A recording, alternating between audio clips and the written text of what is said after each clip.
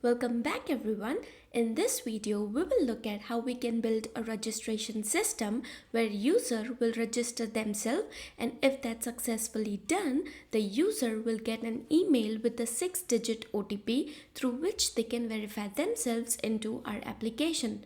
So let's have a demo for what we are building in this tutorial. So this is the demo that we are talking about. On the right side of my screen, you can see the demo over here. This is just the simple form with username, email, password, register button and a verify email button.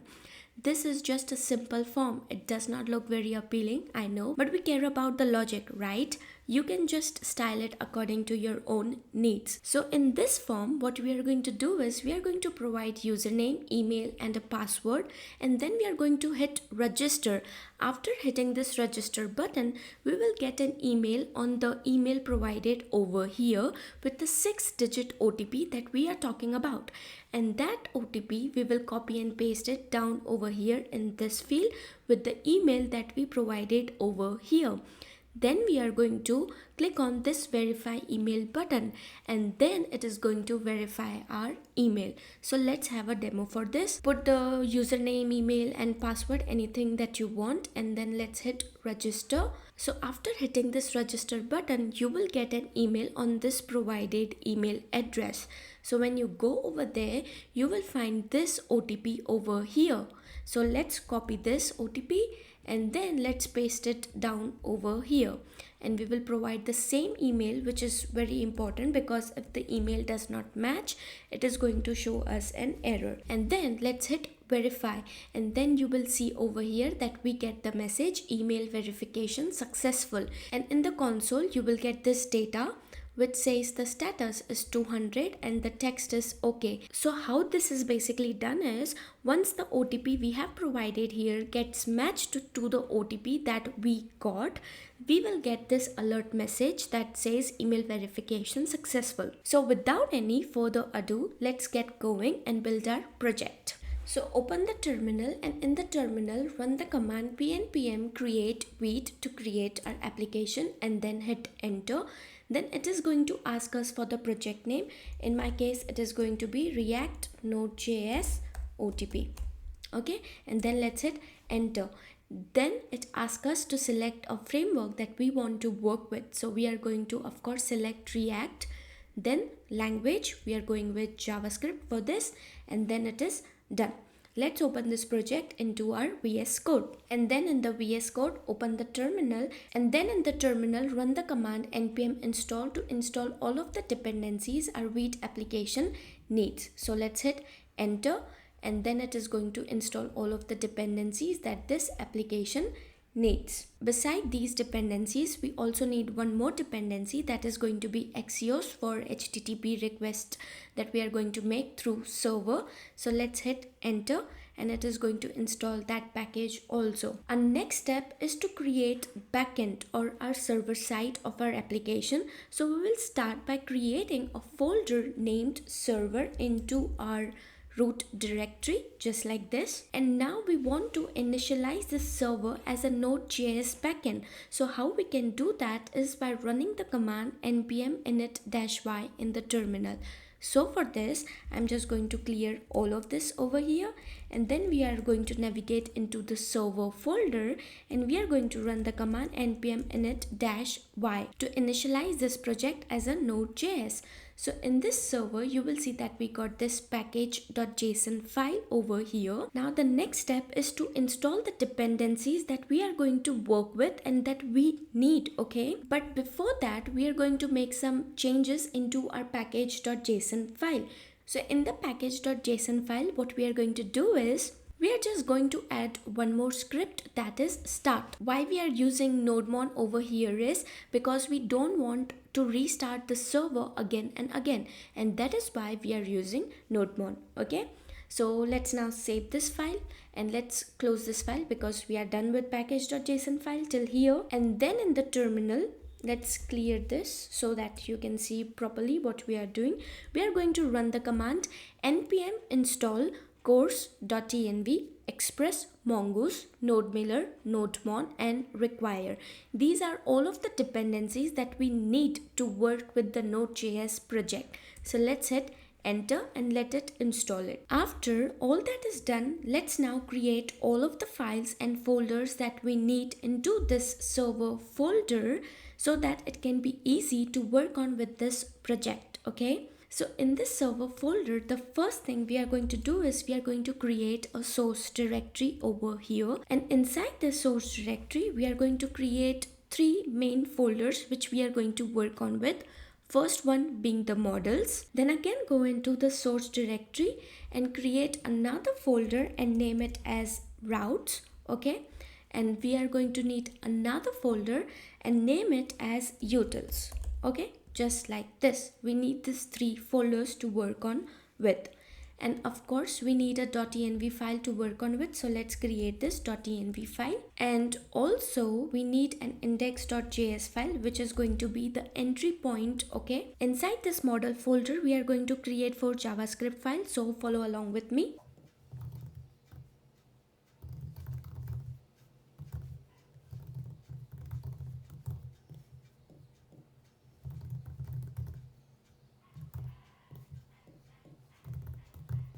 Now that we are done with all of the 4 files that we need in the models folder, we are going to go into the routes folder and create one file that is going to be named as route.js, or we can say routes.js, just like this. Okay, and then finally we are going to create files in the utils directory that we need. So in the utils directory we need another 3 JavaScript files, so follow along with me.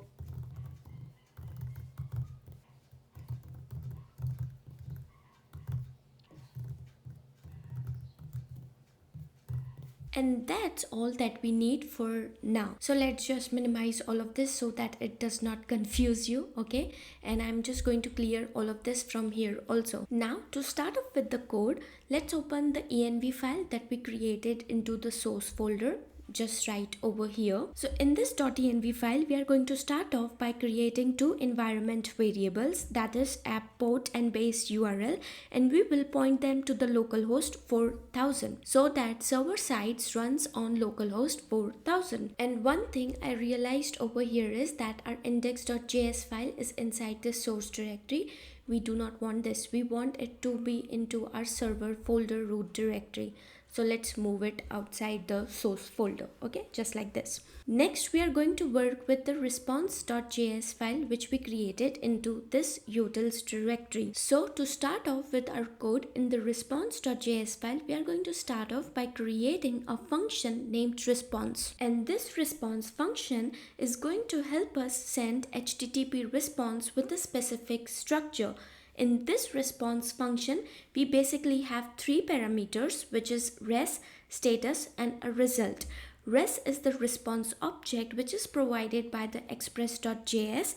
Status is the HTTP status code, and result is the data that is to be sent into the response. Inside this function, we are going to declare a variable disk, which is short for description, and we will assign it to a description based on the status code using a switch statement. So for example, let's consider if the status code is 200, we are going to provide the description as OK.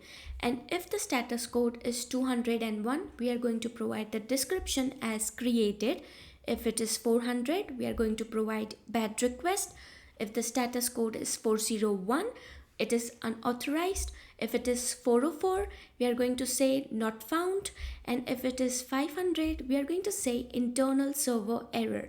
And by default, the description is set to the empty string. And then we are going to declare a helper function which is object that will check if a given value is an object. We then construct a result object with the properties status, description, and a result. The result property is an array if result is an object, otherwise it's the original result value. We then send a response to a client with the status code and result data in a JSON format. And finally, we are going to export the response function using module.export. And now let's save this file.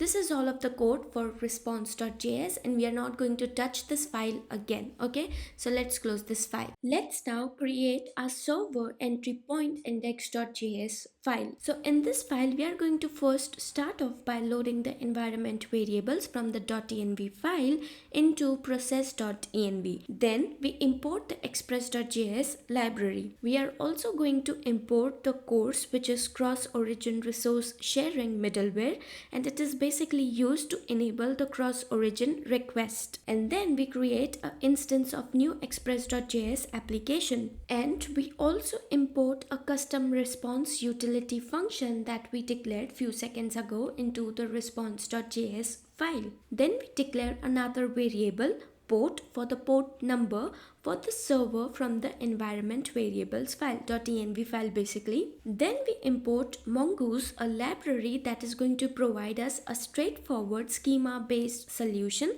to model our application data with MongoDB. Then we are going to ask the server to use the course middleware and also to use the built-in JSON middleware to pass incoming JSON request. And then we ask the server to pass the URL encoded data. Finally, we set up a catch-all route to handle any request that don't match our defined routes. It is going to return a 404 page not found response using a utility function called response. Then finally, we are going to connect to our MongoDB database using the URI provided into our environment variables. We don't have MongoDB URI yet, but we are going to do it in a few seconds, so don't worry. And this is going to listen for the connection, and if the connection is successful, we are going to log a message into our console or into our terminal that DB is connected and server is running on the port 4000 as we have set into this .env file. And if the database connection is successful, the server is going to start listening to the request. And if any error occurs during connecting to our database, we are going to log that message into the console. So now that we are also done with this index.js file, let's save this file. And if by any chance it is hard to follow along with me, or sometimes you don't get to see the code, do not worry, because I am going to provide all of this code on my GitHub and its link is going to be in the description. So don't worry, okay? Now the next step is to bring in the MongoDB URI and connect it into our project. So let's do that. So go to the browser and into the MongoDB website at account.mongodb.com. Let's sign in and let's provide all the credentials it is going to ask us. And then over here, we are going to create a new project and provide the name for your project. You can add tags if you want, okay? And then let's hit next. I'm just leaving it as it is. Then let's create the project. Then you are going to create a deployment. Let's do that, and we are going to go with M0, which is free, and we are getting the storage of 512 MB. If you want to change the name of the cluster, you can do it, but I'm just leaving it as it is. And then let's create the deployment. After that, you will have this screen and it is going to ask us to connect to cluster 0. So we have this username and password over here. Copy this password and save it somewhere that you find safe, okay? And then let's create a database user, and then let's select a connection method. For connection method, we are going to go with MongoDB for VS Code. So let's click on this, and here it gave us this string over here. So copy this string and head back to the VS Code, and in the VS Code go to the settings and then into the command palette, and here you will search for MongoDB connect and you will get this option, MongoDB connect with connection string, and then here paste the URL that we copied, and then let's hit enter, and you will see this message which says MongoDB connection successful. And then open the .env file. Let's close this over here, come down over here and create several variables like this: DB host, DB name, DB username, password, port and dialect. It is going to be MongoDB. Port is going to be 5432 and the password is going to be the password that I told you to copy and paste it somewhere safe, okay? And the user is going to be your username, and the database name is going to be the name that you provided. So let's put it over here. This was my database name, and for this URI let's provide it a variable, and let's say Mongo URI, just like this. And let's now save this file. Now we are going to start the server. So open the terminal and make sure that you are into the server directory, and then run the command npm start, and I hope everything is perfect. It says that URI parameter must be a string. Did we do something wrong? 5 minutes later. So basically why we are getting this is because our .env file is present into the source directory, just like how our index.js file was. Let's put into the server folder and not into the source folder. Okay, and let's now save this file, and let's hope it is going to give us the message. Yes, it does give us the message. DB is connected and server is running on localhost 4000. So you should get this on localhost 4000. This means that all is good till here. Let's head back to the VS Code. Before doing anything, we are going to start off by defining a MongoDB schema for a user and create a corresponding model using Mongoose. So into the models folder over here, we have this user.js file. Open that. So in this file, we are going to start off by importing Mongoose into our script, which is going to allow us to use Mongoose functionality throughout our code. Next, we will define a schema for our user data using the mongoose.schema method. This schema is going to define the structure of our user detail in the MongoDB. In this, we are going to have fields such as username, email, password, OTP code, OTP expiration, and is verified. OTP expiration has a type of date, and is verified has a type of boolean. Okay, after defining the schema, we are going to create a model using mongoose.model method. This model acts as a constructor function that is going to allow us to interact with the user collection into our MongoDB database. In this function, we are going to have two arguments: the name of the collection, and in our case it is going to be users, and the schema which we defined above. And finally, we are going to export the user model using model.export. Now the next step is to create the registration function endpoint. Let's now move ahead, and we are going to build the registration endpoint first, and we are then going to test it on Postman. Open the auth-service file, and in this file we are going to first start off by importing user from the models folder. Next, we are going to define the register function.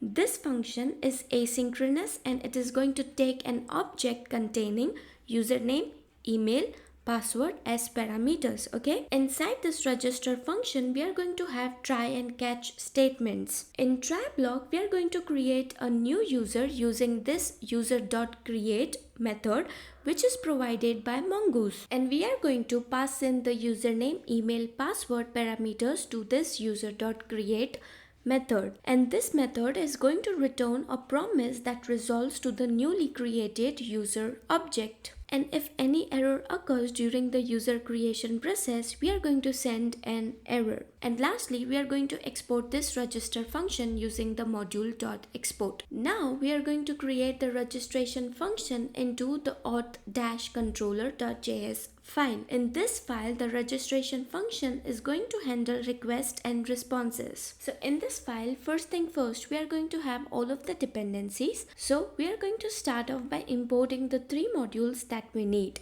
auth service file, responses file, and user model file. These are going to be important for handling user registration. Next, we are going to define the register function, and this function is asynchronous because it is going to deal with the database interaction and email sending. Okay, this function handles the registration process when a user submits their registration details via an HTTP request. Inside the registration function, we are going to have a try block in which we are going to bring in username, email, and password from the request body. Then we are going to perform input validation to ensure that the username, email, and password are not empty. If any of them is empty, we are going to return a 400 bat request response with an appropriate error message for specific empty fields. If the username is empty, we are going to say username can't be empty.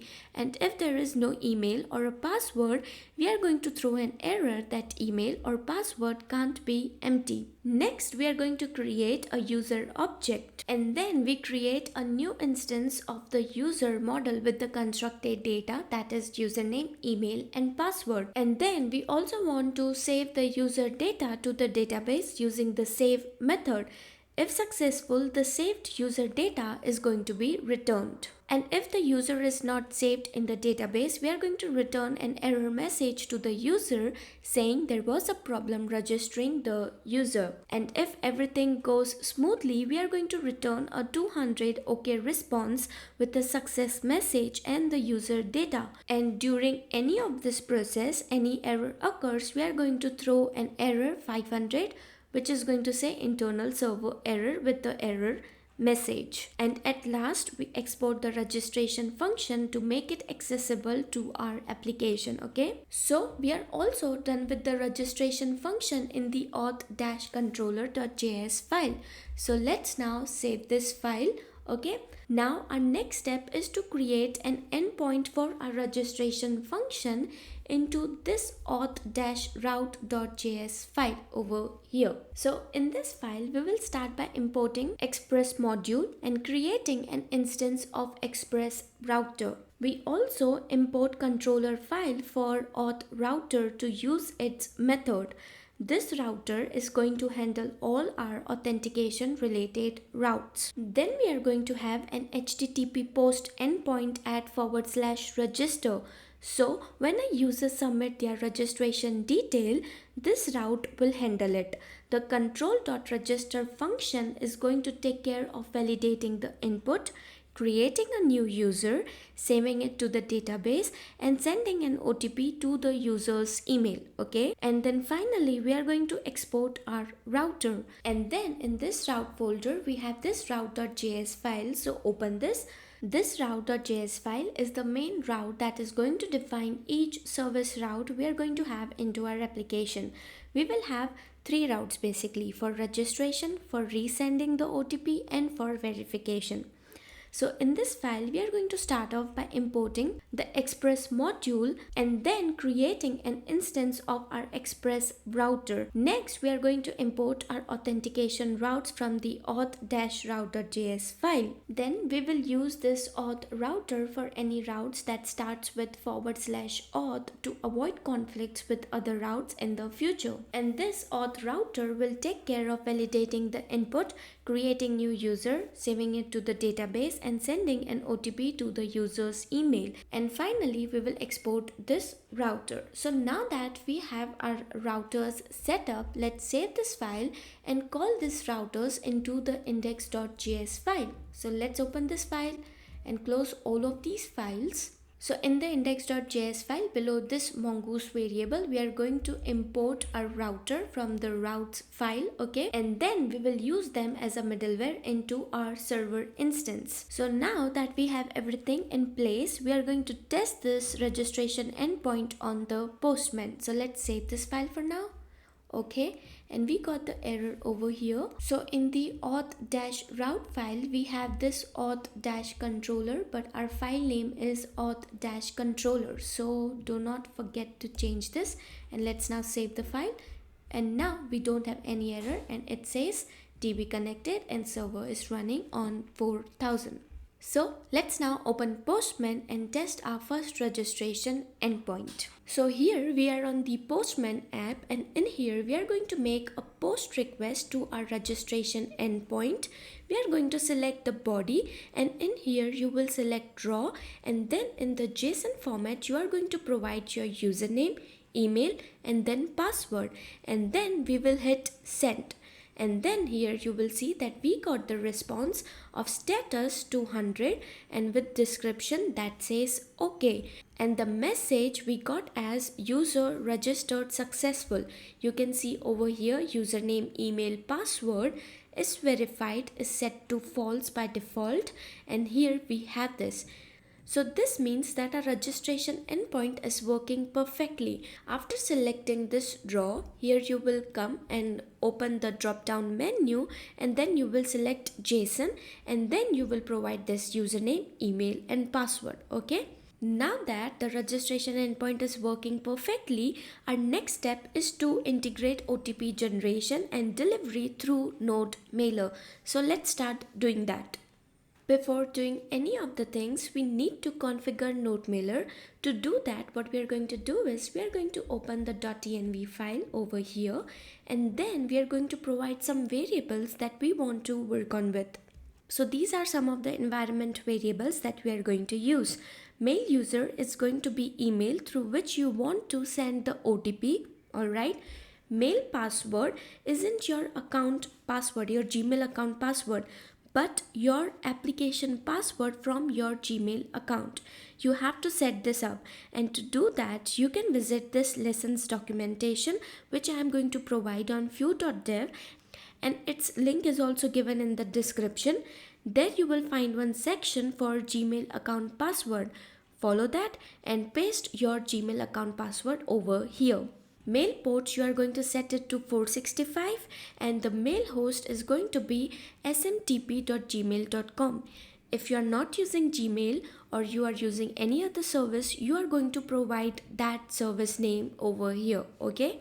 Next up, we are going to set up NodeMailer. So for that, you are going to open the nodemailer.js file which is present into the utils folder. So in this file, we are going to first off start by importing NodeMailer and load our environment variables from the .env file. Then we are going to have a function named sendEmail, which is going to take 3 parameters. Email, that is going to be recipient's email address. Then we have subject, which is going to be email subject, and message, which is actual content of the email.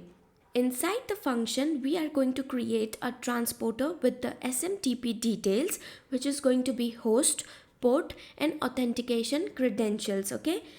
Then we are going to define email options, which is going to include the sender, recipient, subject and a message. Once everything is set up, we are going to call transporter.sendMail, which is going to tell mail options object to actually send the email. Finally, we are going to export our send email function so that we can use in other files too. Okay.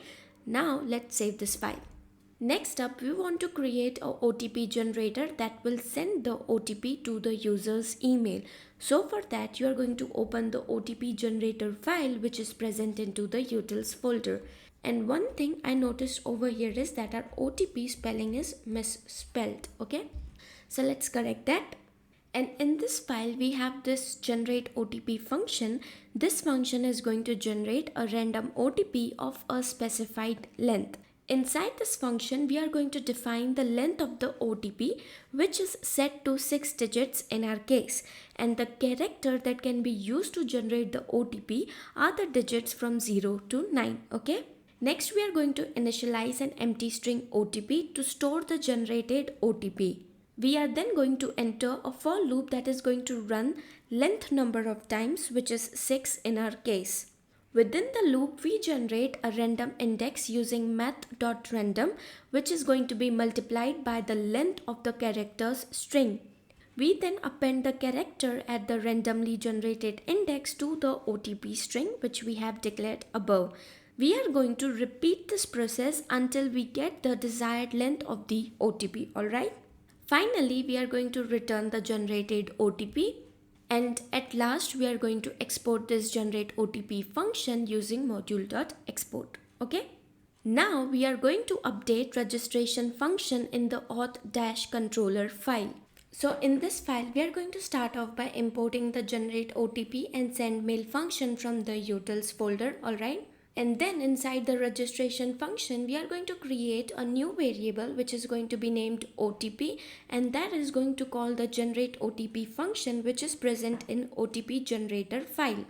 Then down in the queries, we are also going to add 2 more fields, that is going to be OTP code that is going to take the OTP expiration that is set to 10 minutes. Okay.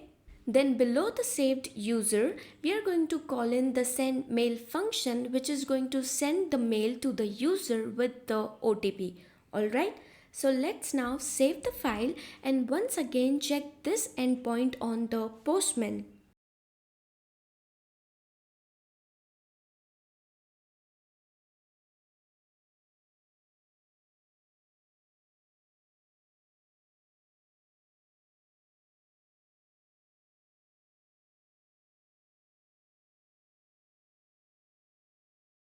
Now the next part that we have to do is to create a function for resending an OTP. Sometimes it might be possible that user took a lot of time to verify and the OTP got expired because we have set the time limit to 10 minutes. So in that case they can ask for resend option, right? So let's do that. For that, you have to open the auth-service file, and in this file, we are going to start off by creating a function named resend. This function is going to be responsible for updating the OTP code and expiration time for a user that is identified by the email address we have provided before. Inside this function, we are going to use find one and update method provided by Mongoose to find and update a user data in our MongoDB database. We find the user by the email address and update their OTP and OTP expiration, in our data in a MongoDB database.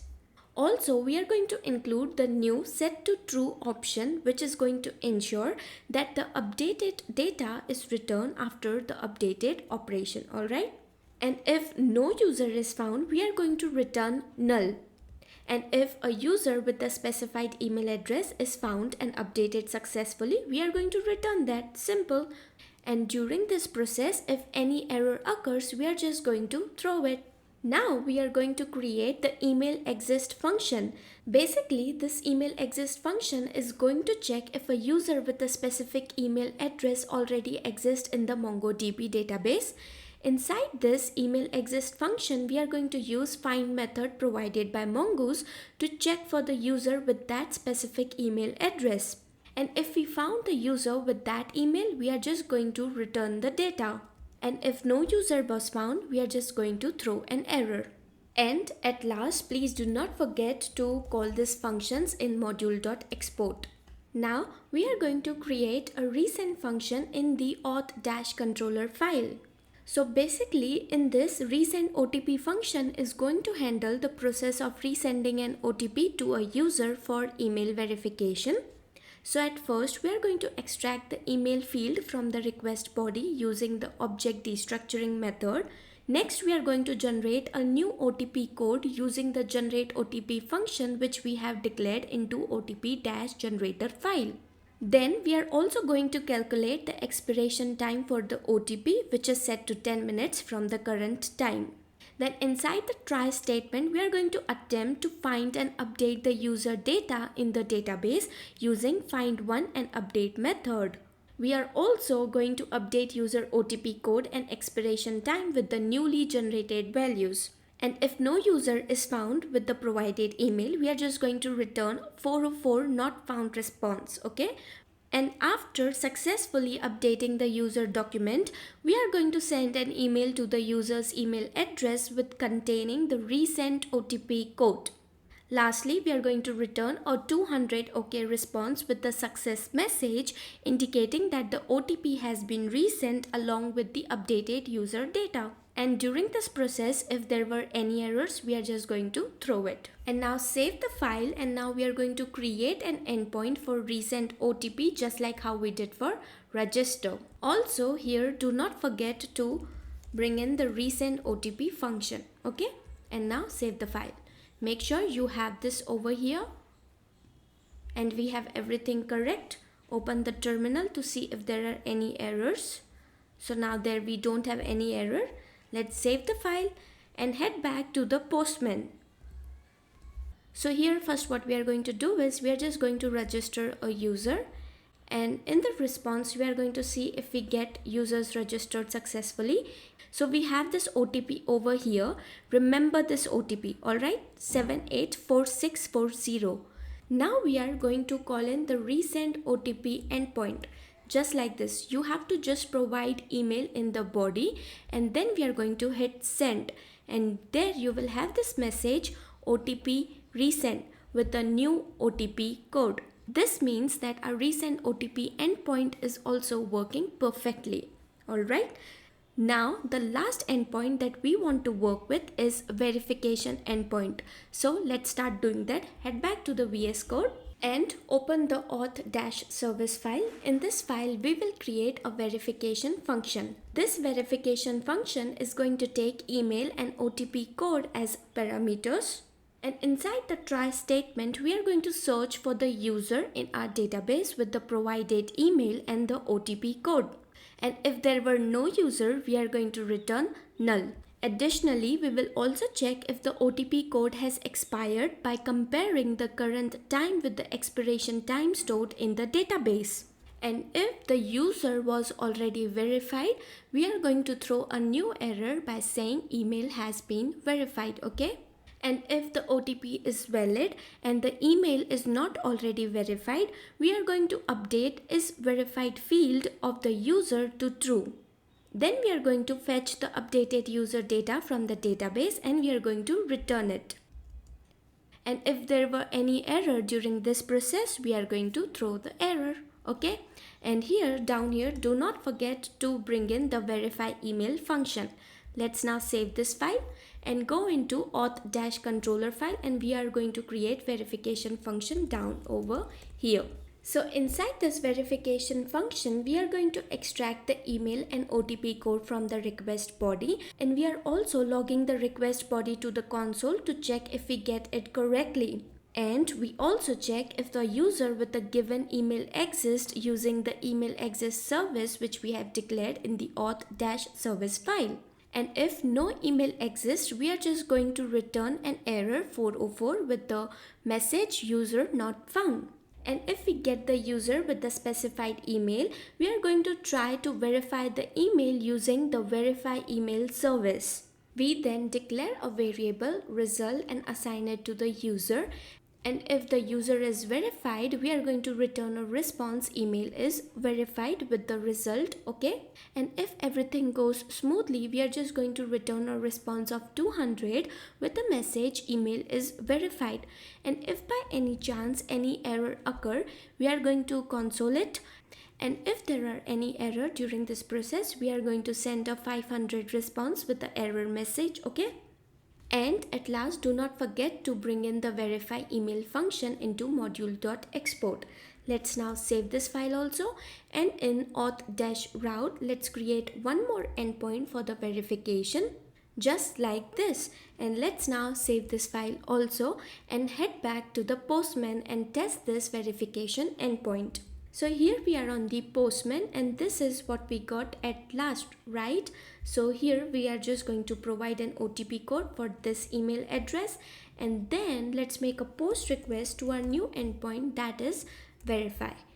And let's now hit send, and you can see it says that OTP is expired, which means that we exceeded the 10 minutes time limit. So what we are going to do is we are just going to create one more user with a different email address. Then we are going to bring in the register endpoint over here, and then let's hit send. Okay, we got this OTP code over here. So let's grab this OTP code and provide it over here and remove the username, and instead of register we are going to say verify, and then hit send. And you can see that we got the message email is verified, and is verified is set to true this time. This means that our registration endpoint, resend OTP endpoint, and our verification endpoint are working correctly. And if you want to check the user into your database, you can even do that. How?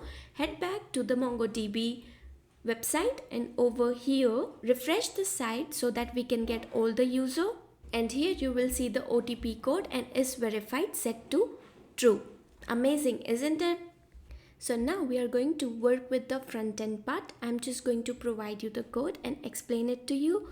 You can just search it into the GitHub repository and just copy paste it because it is very simple, alright? So let's head back to the VS Code, and in here let's just minimize or close all of these, and then into the source directory what you are going to do is you are going to create two files, registrationform.jsx and verifyemailform.jsx. So inside the registrationform.jsx file, what you are going to do is you are going to import all of this React, useState, Axios and app.css file, and then we are going to create a function named registration form. And inside this component function, we are going to initialize 4 state variable using the useState hook, which is going to manage username, email, password and a message. And this handle submit function is going to be called when the form is submitted.